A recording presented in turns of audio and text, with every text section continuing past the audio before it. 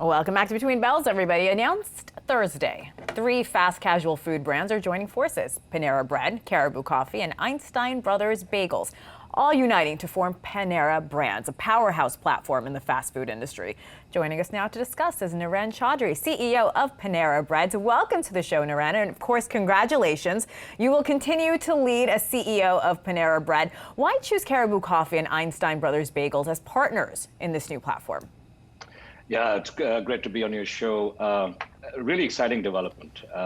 I think, like you said, 3 iconic brands, Panera Bread, Caribou Coffee, and Einstein Bagels coming together to form what I think has to be perhaps the world's largest fast casual brands platform with 4,000 stores in over 10 countries, and I think a very exciting runway for growth.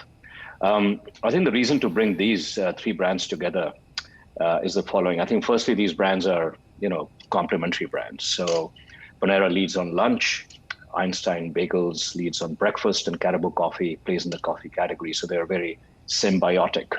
Also, all 3 brands believe in the same food values, that of serving craveable food and beverage with high quality ingredients. Therefore, I think it made a ton of sense to bring these brands together. And we believe that together we can become stronger and grow faster. How will this strategic partnership, to that point, impact the growth of business for Caribou Coffee and Einstein Bagels, as well as your company, Panera? Yeah, I think and that's the real reason to do this, because Panera Bread has some unique competencies and strengths, like our digital e-commerce platform, like our omni-channel infrastructure that we have, our supply chain, our food innovation, the strength of our franchise partners. And we believe that we can leverage these unique distinctive competencies to turbocharge the growth of Caribou and Einstein alongside Panera Bread.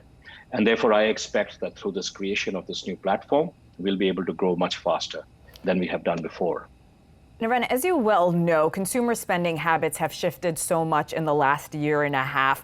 What changes, or how did you expect the change, the way Panera and now these 2 other companies operate when it comes to consumers shifting their spending habits? So I think it sets us up extremely well for the world post-pandemic. I really believe that what the consumers are looking for are brands that serve high quality food, but with the convenience of a QSR. And that's what these brands are. Consumers are looking for brands that can provide omni-channel access and also digital convenience. And that's what these brands are very good at.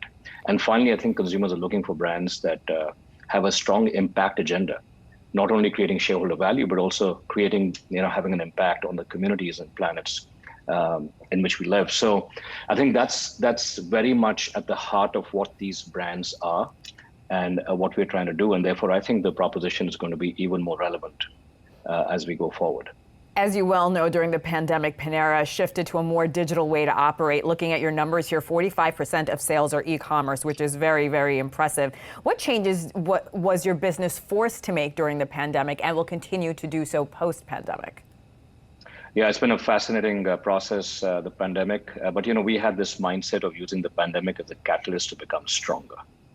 And by pivoting to where the consumer is and what the consumer needs are. So therefore, during the pandemic, we've made our menu offering simpler so that we can execute better.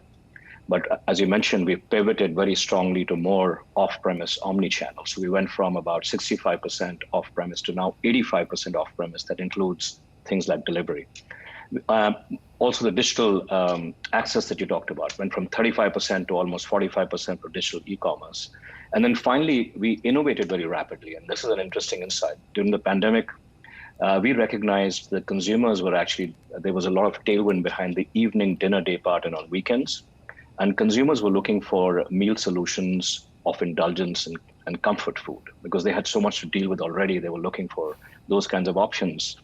And we didn't have something that kind of really spoke to that. So we launched these flatbread pizzas. I hope you've tried them during the pandemic. And we also launched the coffee subscription program. And those 2 innovations have really given us a tremendous amount of momentum as we come out of the pandemic. So by making it simpler, more off-premise driven, more digitally savvy with rapid fire innovations, we are now actually have recovered to levels that exceed our pre-pandemic sales levels. So we have not only fully recovered, but we're actually growing very strongly week on week as we go forward. Of course, helped by the macroeconomic tailwinds on vaccinations, as also the stimulus checks, and a general desire in the consumers to wanting to get back to life as they Yeah. once knew it. You know. Well, I want to say I have tried the pizza and it's delicious. Going back to Caribou Coffees, we know there's 713 stores across 10 countries. Einstein Brothers, Yeah. another huge corporation operating 1,005 stores. Do you find this new business venture risky at all, Niren, given the spikes in cases due to the Delta variant? Well, I think the Delta variant, it's unfortunate to see that, come back. I think the only way through it is vaccinations, and therefore we are encouraging all of our associates in the companies to get vaccinated, et cetera, and taking all precautions that you would expect us to take in the meantime. I think, if anything, the coming together of these three brands makes us stronger and more resilient, because we speak to different day parts, we speak to different usage occasions for our customers, and we are serving customers, through high quality ingredients. So I think this actually makes us more resilient as we go forward. I have about a minute left with you. I wanted to ask, labor shortages, has that impacted your business at all in the last few months? Undoubtedly. I mean, that's a big challenge right now. And to give you a sense, we have had to hire about close to 10,000 people over the last 2 months. We've done that successfully, but it is hard out there. And we've had to therefore redefine our employee value proposition, take our wages up to close to $15 where appropriate, and also provide career paths to the associates who join our company. So yes, it is a challenge. It's impacting not only our cafes, but also our supply chain. But I think this is kind of a moment in time where there's a friction between demand and supply and a readjustment that is happening. And I expect that to kind of even out in the next few months. Very quickly, I have less than 15 seconds here, but when it comes to minimum wage, we know President Biden is urging the country to raise minimum wage to $15. If that happens, do you foresee Panera Bread making that commitment? No, absolutely. I think we're already at that level, as I mentioned, and we're very committed to making sure that we are a great place to work for our associates. I really believe only by taking care of our associates can we take care of our customers. So that's our philosophy. Well, a pleasure talking to you. Congratulations, a huge day for you, Niren Chaudhary, CEO of Panera Brands. Thank you so much, sir.